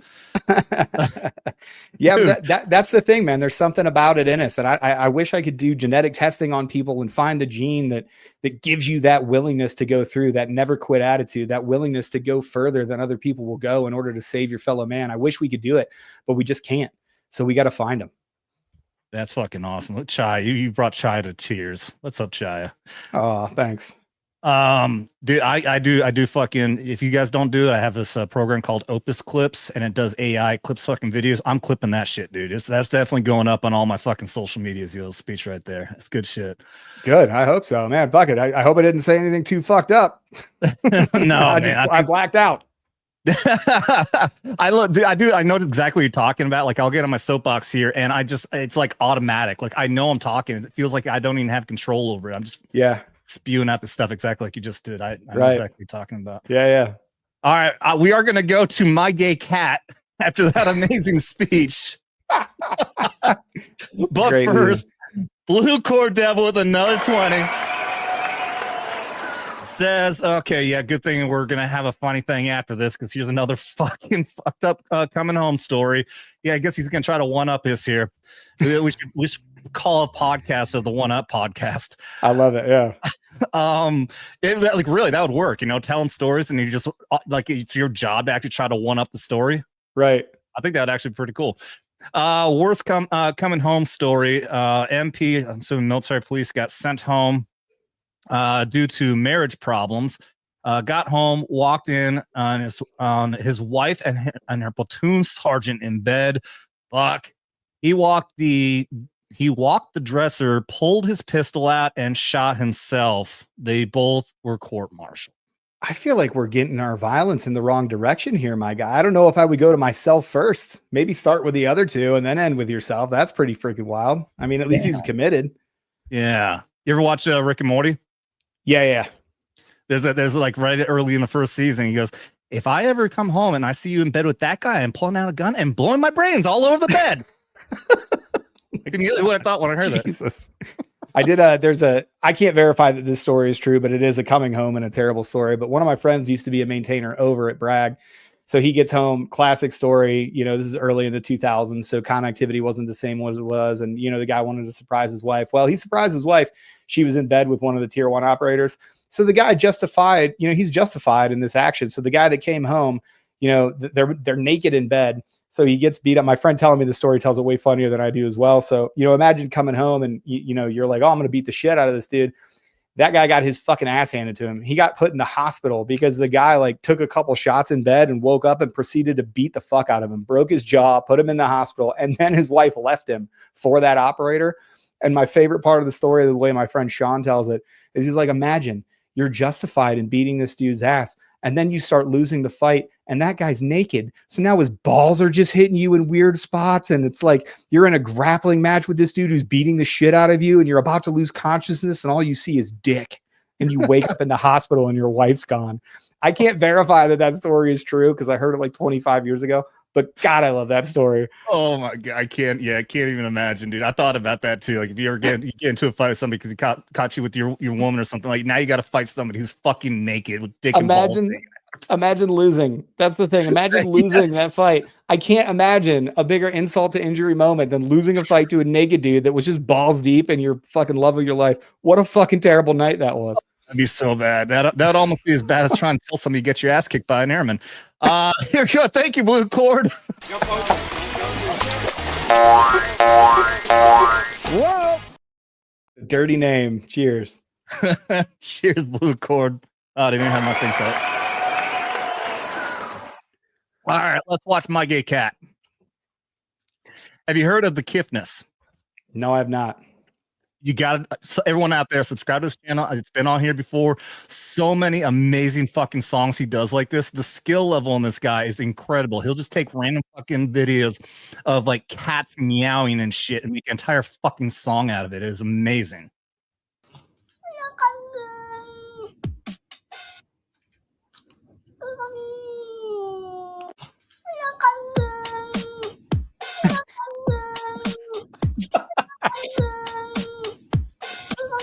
Why is it so good? It's so good. It just gets better and better. It's a guitar.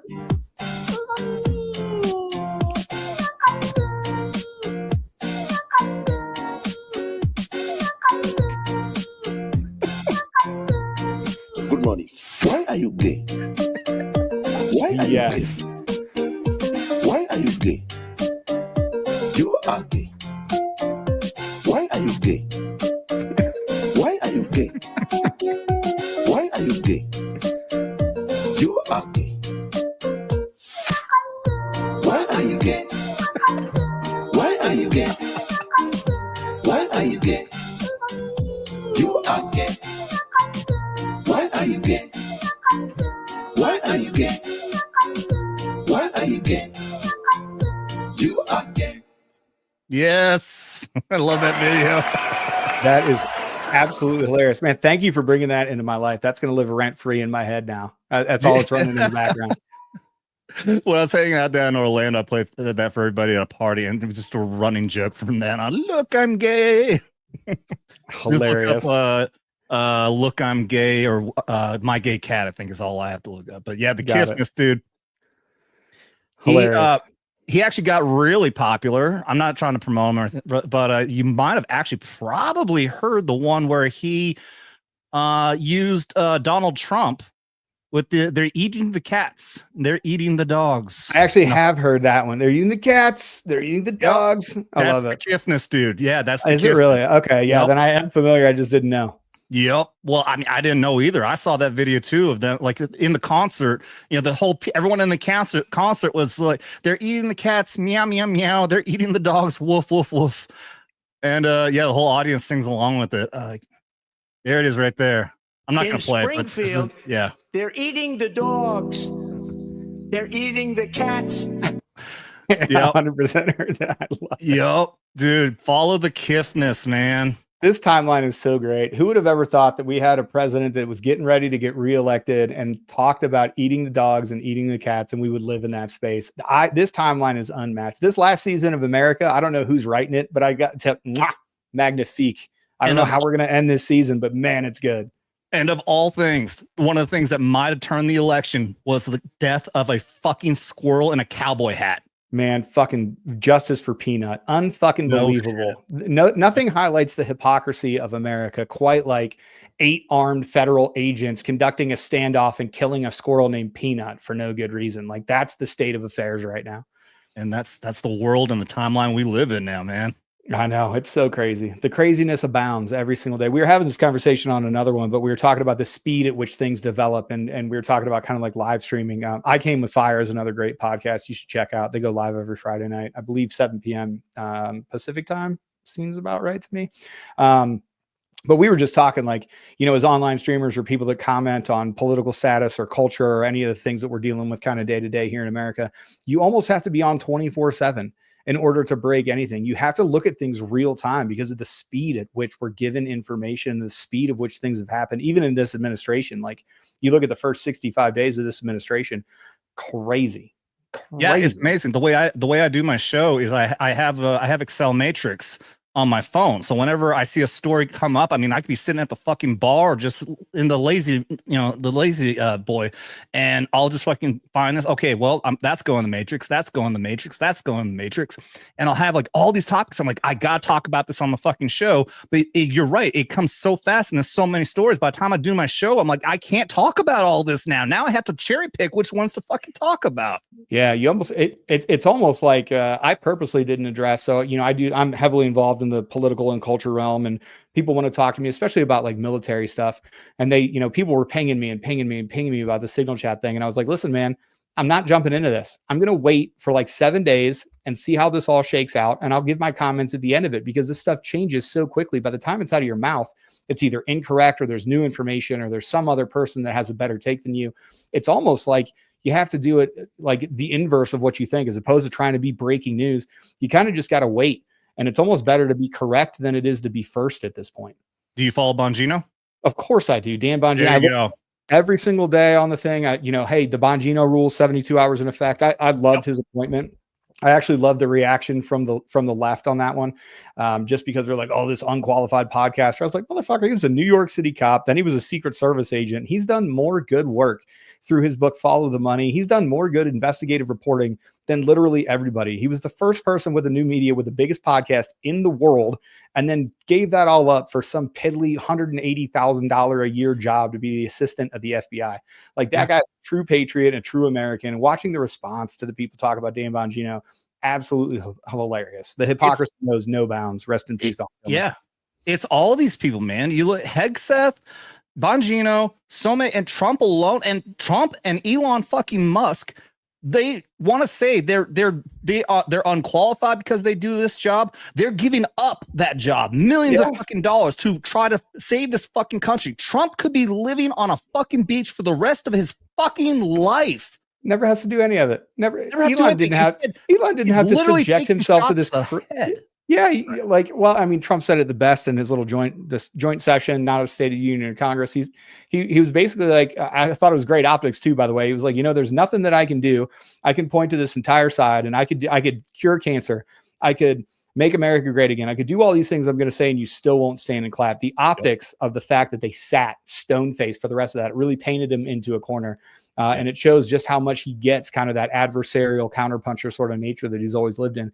But it's just ridiculous. Like the insanity that we live in every day. It's hilarious. I do love the timeline though. I say it all the time. I'm like, listen, yeah, guys, the stock market's down. Yeah, there's crazy shit happening. Yeah, there's 162 challenges in the courts from these rogue judges that are trying to stop the federal government from doing things from their small blue seat, funded obviously by nefarious organizations, mostly through USAID. Yeah, man, it's crazy. I just hope both teams have fun. I just hope we really enjoy the timeline. I know I'm loving it. It really does feel like there's like, when everything's shifted, people like to joke, okay, once we turned on that Hadron Collider, we found ourselves in a fucked up ass universe where everything's all messed up and backwards, all tranny stuff and everything else. I just got my show fucking canceled. We lost Harambe and shit went downhill, dog. Like RIP Harambe, dude. But then it's like, hey, Trump all of a sudden gets shot in the fucking ear and everything corrected. Did you know CNN covered, he did 95 rallies in 2024. You know how many rallies CNN covered? How many? One at Butler, PA. Boy, that's a weird coincidence. I'm a habitual noticer, Boy, that's weird for CNN to cover a single rally, and it's where one of the most polarizing political figures in American history almost got his head blown off by a guy that we still don't know anything about. The slopey roof and getting rid of all the information and going to Crooks's house and finding out that it was professionally cleaned to include the silverware, which was completely gone. And it was completely no free social of DNA. media presence whatsoever. No social media presence for a 19, 20-year-old kid that was also in a BlackRock commercial early in his life. Like, I know that I'm not supposed to connect these dots because it makes me a crazy conspiracy theorist, but if you could stop putting the fucking dots up on the board, I'd stop connecting them. Dude, I feel like Charlie Day, like Pepe Sylvia, like the fucking yarn and shit. I've been saying this. I want to make an actual tinfoil hat and just have it over here for me to grab whenever this crazy conspiracy theory show. All right, tinfoil hat time. We're going down this rabbit hole. It's my tricorn hat because it hangs right next to my Constitution, the United States of America. I put this little tricorn hat on when I'm ready to start talking serious conspiracies because it's America at stake. So I use that as opposed to the tinfoil, but I've upgraded. Oh, I guess I could do something like this. I don't know how that works, but it looks so. My heart goes out to you, buddy. My heart goes out to you. Are you trying to imply this looks like a Nazi hat? Is that what you're doing? How dare you? No, it looks great, man. The bus driver hat was always the best uniform accoutrement. Oh man, yeah. Wow. It looks cool up on the shelf at least. But hey, dude, I feel like this is a good wrapping up point. Yeah, I do. Dude. Got a couple super chats here before we close up. Wayne Rowe, thank you again for another 2. Says, Aaron, keep smoking, Congressman Jason Crow. Fuck that piece of shit. If there was anybody right now that if I had a magic wand and you're like, hey, give me one person that you can immediately delete from the political scene, Jason Crow is my current number 1. That guy is an absolute disgrace. I don't have enough bad words in my heart for Jason Crow. No shit. Okay. Yeah. Go check out. Yeah, we did so Valhalla VFT, Nate Cornacci and I, we did basically a rundown on his voting record, voted against the Lake and Riley Act, voted against the Men and Women's Sports Act, voted against Protecting Women from the Legal Immigrants Act, voted for everything, every single thing that he could in Ukraine, voted against anything to do with protecting women and or children and or the border and or America. Absolute disgrace. He was a former Army Ranger captain who was actually given a Bronze Star, not with valor. He was just given a Bronze Star for his leadership in the initial invasion into Iraq. He was featured in Rolling Stone. Remember the very famous picture of Rolling Stone, January 6th, where the one dude was cowering behind like the upper deck of the thing. He was like using something for cover. That was Jason Crow. He then sent the Colorado Air National Guard under his specific and plenary authority to Washington, D.C. to secure the Capitol. And he told the men that was the most afraid he'd ever been in his life, and that includes his combat in Iraq. I don't have enough bad words to say. He's a disgrace. All right, well, I'm gonna have to learn up a little bit more about that motherfucker because watch that episode. We go through his whole voting record. I give you a number to call where you can call and complain about him to his specific office, either in DC or in Colorado. He has sold out every single Army ideal that ever existed. He's a disgrace to the Rangers. It's disgusting. Was he infantry or was he like a medic or what? No, he's a Ranger, 82nd Infantry guy, and then Ranger qualified. He took, I believe it was with the 82nd where he got his combat action.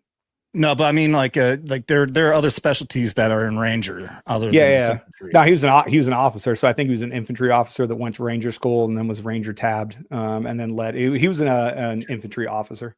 Okay, so all right, so he wasn't in 75th. He was just he was not. No, dude, I can't stand these motherfuckers, man. There's a lot. Okay, so you know what? I might know who you're talking about because I remember seeing somebody who was going on TV saying that he was a Ranger and using all of his experience, but being super leftist bullshit. Oh yeah, and yeah, I'll bet anything the motherfucker is just some sort of a fucking desk jacket. There's no way they're fucking infantry. It's disgusting, man. We went super hard at him, and I'm not done yet. Like, I will not stop until he is deposed from office and he resigns in shame. I hope that he gets the same fate as everybody in the Spartans. I hope that nobody ever fucking says his name again. I love that you have that kind of focus, the same as I do, man. I try to use this platform as best as possible to try to bring light to that kind of crap too, man. I'm glad that you're out there doing God's work. Yes, sir. All right, and I think this should be the last one. Dr. Gold, thank you for being here. Dr. Gold was the other one who was on Tom's podcast, trying to get Tom to give me a shout out. Hell yeah. Before this happened. Oh, Vets Talkin downloaded. Hey, Vets Talkin, what's up, brother? He's like an awesome YouTube reactor. He's badass. Yeah, I told you I play that a lot. Hell yeah, good for you. Love Tom. Dr. Gold says, I appreciate all the veterans. A lot of great men died for our freedom. Thank you very much, buddy. You know, I had a friend of mine, and it's always weird to get the, hey, thanks for your service or whatever else. You never know what to say in return. You're like, you too. It gets real awkward. I had a friend of mine that I communicated that to him. Somebody said, thanks for your service. We were together. He's a very famous, he's an infamous PJ Master Sergeant. So Chief Master Sergeant. I won't put his name out there. He's just about to retire though. So as soon as he does, I'll start talking about him more freely, but he may or may not have been involved in the raid on bin Laden. He did great work for most of his career. And he said, you know, Aaron, I found that the best response when somebody says that to you is I tell people you were worth it.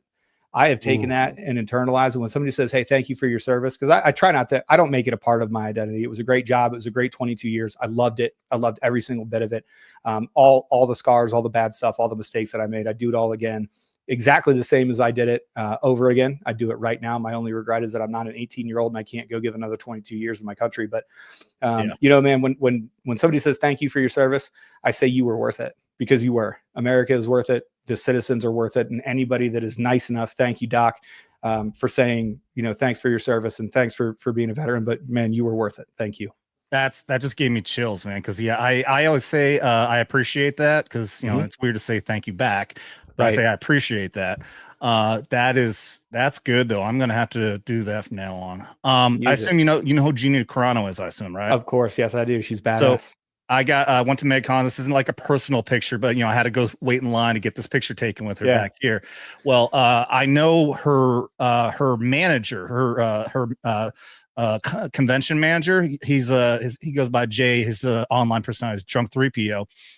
And when I got in line, he was there doing some job. I tapped him on the shoulder, said, "Hey, what's up, dude?" And he's a big YouTuber also, so he ran up. First off, I was wearing his shirt just by chance, and he asked he said, "Hey, can I have you in my my compilation video I'm going to do?" Yeah. And then when it was my turn to see Gina, he went up and introduced me to her and said, "This is my buddy Adam. He's a military veteran. He's a cool dude." She gave me a big hug and said, "Thank you for everything you've done." And I'm like, that somebody must have advised her on that, because that is so much better than "Thank you for your service. Thank you for everything you've done." Like, is actually acknowledging the sacrifices that we've made. And I'm like, that was really fucking good. Yeah. That's a good way to do it. Yeah. But we're going to wrap this up here, man. Thank you very much for being on. Where can everybody find you and what you got coming up? Man, we got all kinds of stuff coming up. Go check out the Ones Ready podcast. You can just Google the words Ones Ready. It's two separate words, but you can find everything we're doing there. We got a link tree for everything that you can find. You can check out the War Room. I already talked about it, but live every Friday at 3 p.m. Pacific time, 6 p.m. Eastern. And then I do my political sit rep. If you like the political takes that I had or the way that I approach it, go ahead and find us there every Tuesday at 6 p.m. Pacific time. You can find me on Instagram at Aaron_loves_America. You can find me on Twitter at Aaron Loves America. I'd love to have you follow there. We talk about spicy shit all the time. I am a conspiratorial dude, but overall I care about this country. I'd like to think I'm a great American citizen because I try hard and I'm engaged, because citizen is not a passive term. It's an active term. I urge you all, if you guys care about America, get involved at your local level. Follow me wherever I am. I'd love to have you, and I'd love to talk to you about it. Fuck yeah, man. This is a great interview. Thank you so much for coming on. Hey, thanks so much, man. I appreciate the time. I really appreciate everything you're doing here. I want you to keep crushing. I hope you blow the fuck up. I appreciate the fuck out of that. Same to you guys. So there is the link. It's in the chat. Also, it is in the video description below for anyone who's rewatching this, maybe on Rumble or anyone else. Check out @One's Ready. These guys are amazing. We're going to have on Peaches and everyone else at some point. I guess now we'll just do everything individually, and maybe we'll just have a big show where we have all of you guys at the same time after that. Love it. Sounds We're good? in. Yes, sir. All right. We are going to get out of here then. Thank you guys very much for the super chats. Yeah, I appreciate the fuck out of you guys. Love you keeping the lights on around here. Thank you for everyone who's out here, who's in the chat, who's the lurkers out there. I appreciate the fuck out of all of you guys. Thank you very much. Be sure to double tap that like and subscribe and share this out there with everyone, because you don't got to be vets to be here at Vets Talkin. Just don't get butt hurt. You've been warned.